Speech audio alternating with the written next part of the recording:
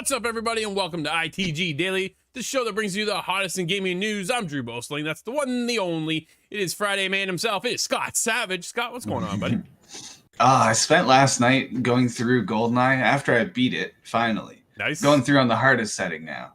Keep going. There you go. Just charge on, buddy. Is there an achievement for the hardest setting? There is, yeah. When you're complete the whole game. There you go. They make you play it again. Dude, I hate the achievement rate on those all of the levels are so low. I think when I beat the last one, it's something like 2% completed. Whew, not many people jumping back into the world of GoldenEye. Do you think it has not anything? Sticking around. Well, yeah. Does it have any? Okay, nostalgia is one thing, right? But dude, like we played with my kids the other day, and he's like, "This is awful." Like, I get where you're coming from, but yo, 20 years ago, this was like the sickest game in the world. Yeah, getting towards the end of the campaign, I'm thinking, well, there's an awful lot of shooting I don't remember.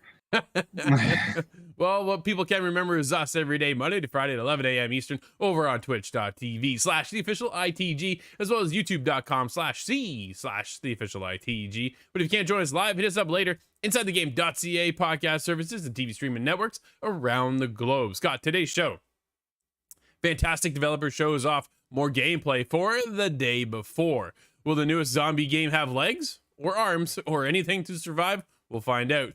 We get post-launch details for the upcoming Monster Hunter-like game, Wild Hearts. Very excited for that one, dude. And more games are getting canceled.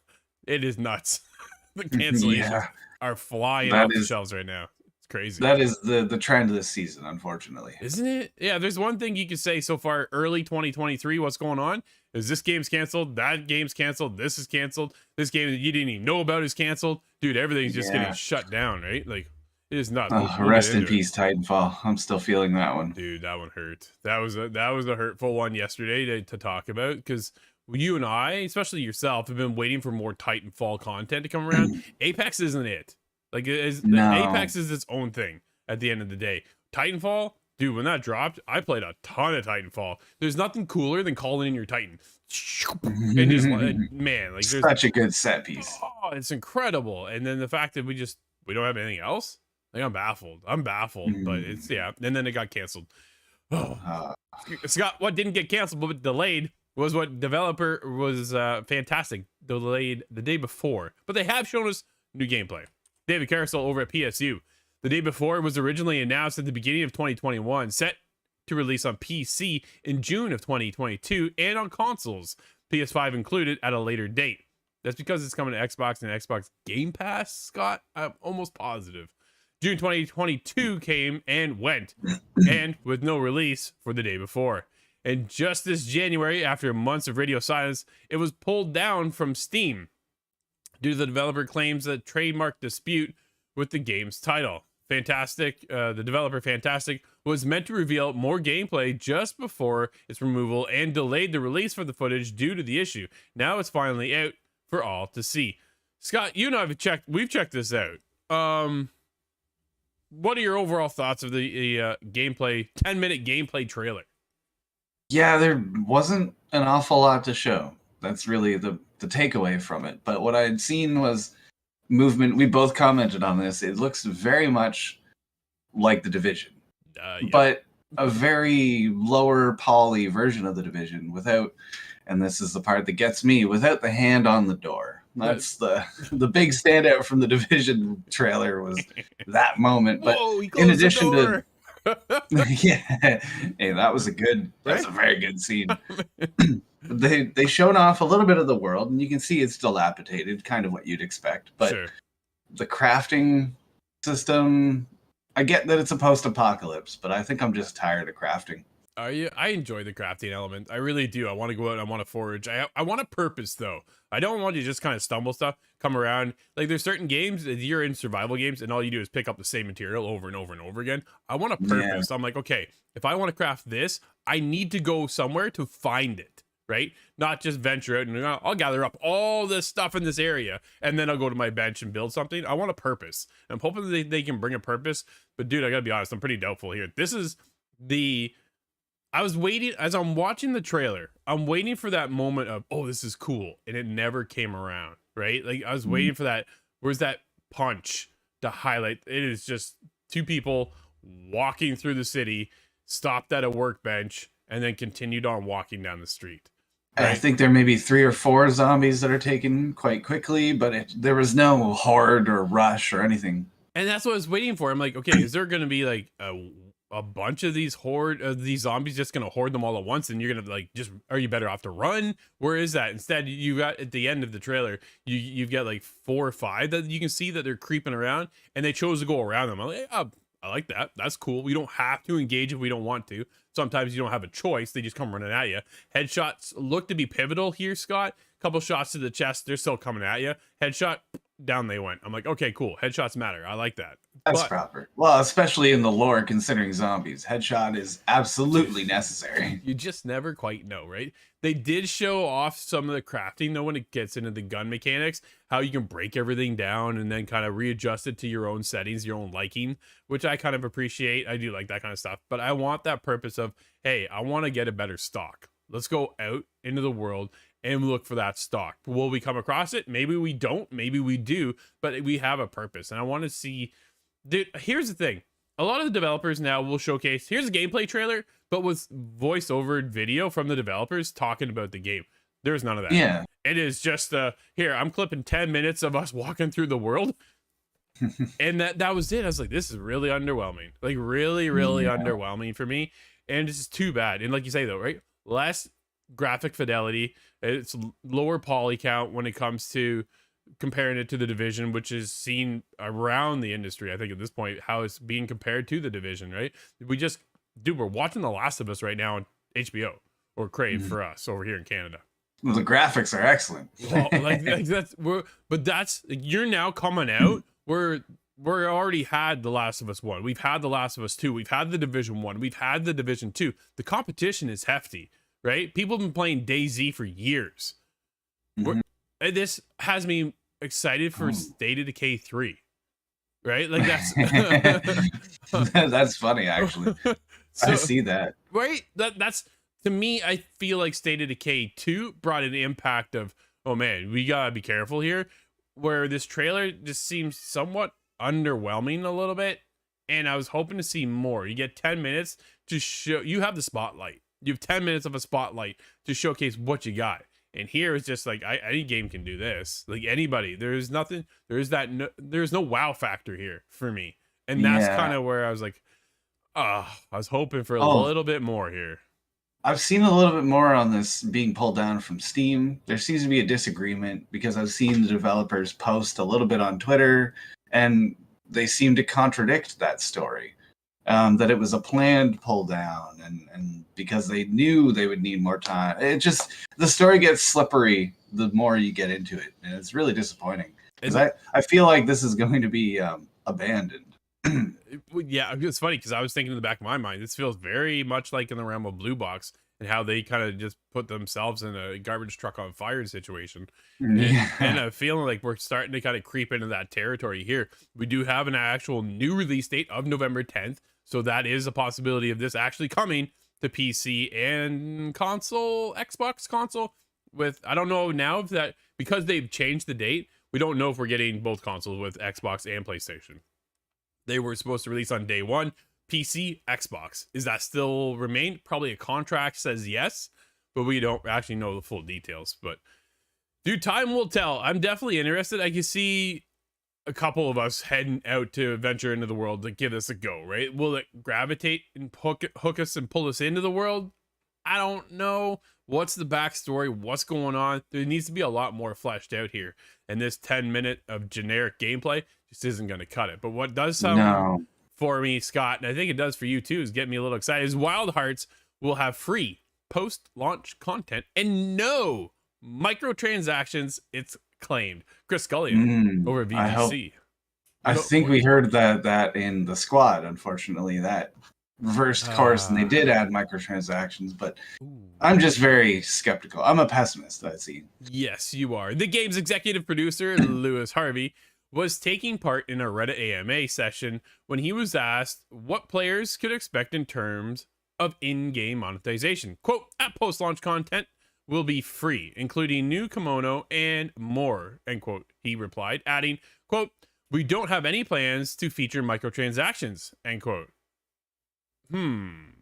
Are the game's large monster kimonos are the game's large monsters, which players hunt either alone or with up to 2 other players in co-op. Dude, I can't wait. Elsewhere in the AMA, Harvey also stated that the players wishing to play the game solo can do so completely offline. Something we touched on yesterday with Redfall, where you have to be online all the time. Solo play, no matter what you're playing, you have to be connected, right?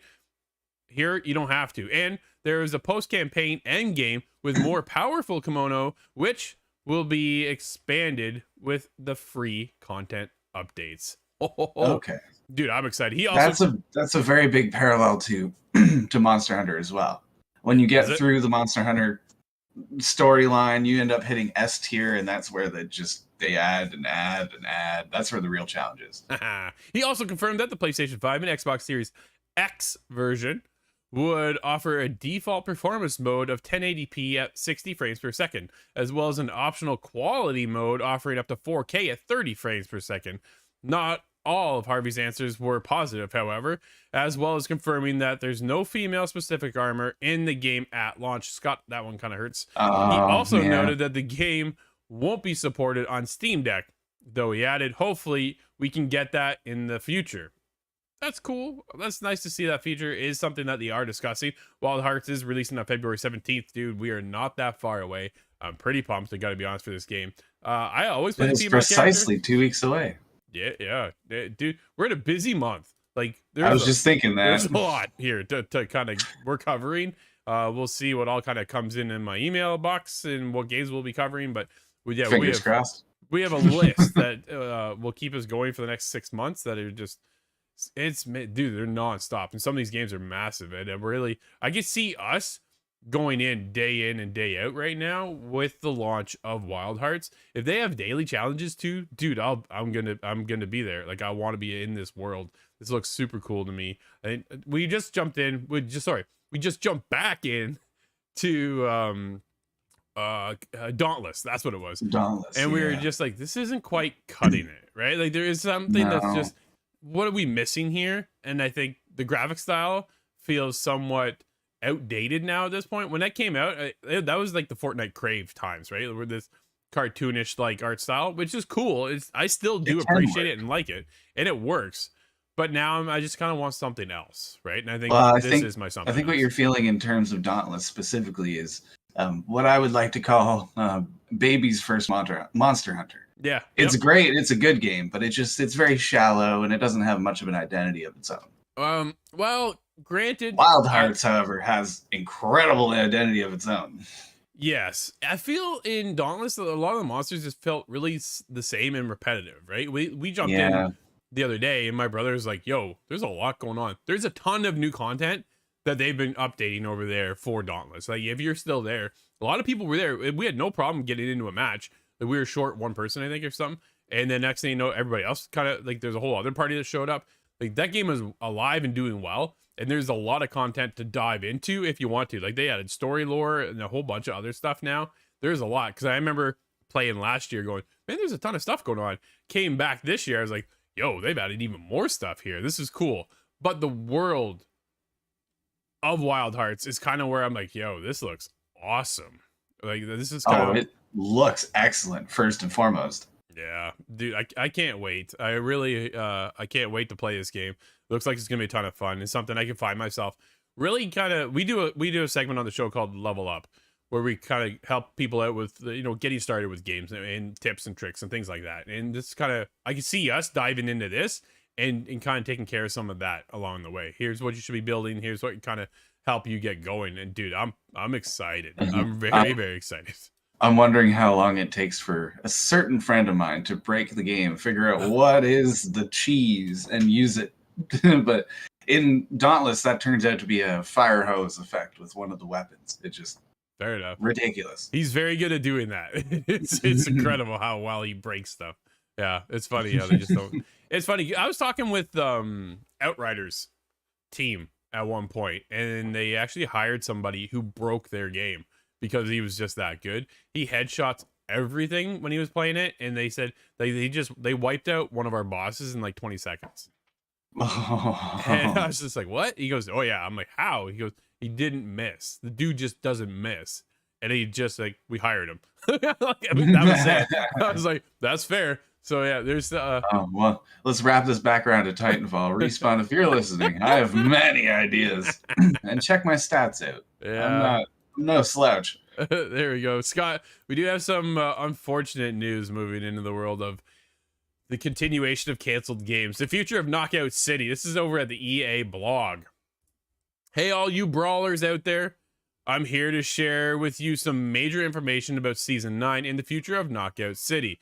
Today, we're announcing that Season 9 will be Knockout City's final season. Then, on the morning of June 6, 2023, over 2 years after our initial launch, all servers around the world will be shut down and the game will no longer be playable. This was an extremely difficult decision for us, but a necessary and important one for our studio. But before that happens, there are a ton of new updates in store. We've got a jam-packed Season 9 full of all amazing new content you've come to expect, an epic send-off both in and out of the game, and even a private server version for PC on Knockout City as well, so it can live on forever. Okay. It's dude, that's just sad. Like, It is. I'm trying to remember this game from 3 years ago in a big blind spot in my memory, and right. that's the one thing that remains is this game. And I had so much fun with it. The housemates I had, we formed a team, and it was just a lot of fun to jump in for a couple rounds at a time, and I started getting good, and I thought there was a real future, but sadly everybody seems to have fallen off just as I did. Yeah, and I want to pull in the next one too and kind of continue on with this discussion. As Back for Blood developer announces its ending development. It continues, Scott. Turtle Rock Studios says it's confusing on its next game. Man, oh man. Andy Robinson over at VGC. In a message published on its website, the studio claimed it did not have the resources to continue creating content for Back for Blood, while at the same time focusing on the creation of its next unannounced game. Quote, Turtle Rock Studios is actually pretty small for a studio making AAA games, end quote. It wrote, quote, we don't have quite enough folks to continue working on Back for Blood content while we spin up another game. Yes, another game. Given this, it's time for us to put our heads down, get back into the lab, and get to work on the next big thing, end quote. Scott, Back for Blood launched back in 2021 and October 2021, and now it's over. Back for Blood will continue to operate. Turtle Rock said the game is currently available on PlayStation Plus Extra and Premium tiers as part of the Xbox Game Pass as well. But no more content coming out, man. Not shutting down the servers, and that's the important part here. They have to, cut the cord, I guess. The game has been standing on its own for long enough now, and the Tunnels of Terror was the last update, and it was really good. It added enough to the game that it brought me back in and had me playing. But without new content, I'm not certain how many times I can run through it again. It was unique when it added the card element, right? Like, this is a really different kind of survival game, zombie. I've seen a huge amount of complaints about the card system, but I really don't know how else can you innovate. In fact, I challenge anybody who has an issue with that card. Do you have a better idea? And I am curious. That's a good faith question. Yeah, it's not being snarky or whatever, right? We're curious. Like, what would you change to do that? But either way, at the end of the day, dude, they've had to cancel it, right? They're closing down their production on the game and moving on to the next one, so they can keep the studio going. They got to keep the lights on and move into the next game, or whatever that will be. What do you think we get? Because we had Evolve, dude, and as much as I love Evolve and would love to see Evolve 2, that doesn't seem to be sticking around. We get out of here with Knockout City, right? Another games of service-esque kind of game. That one shut down. These games of service models, dude, don't always work. And we've seen this over and over again. I think it's a bit of we don't have to expect every game to be a games of service. And it is a natural life cycle thing to stop adding to a game. I mean, every game you've ever played has a final DLC. At some point, right? Absolutely. Yeah. It's. What do you think the next title comes out as? We had Left 4 Dead, Back 4 Blood. Do we get 5 Head? it's Do they change genres altogether? Do they move away from zombies and just go into something different?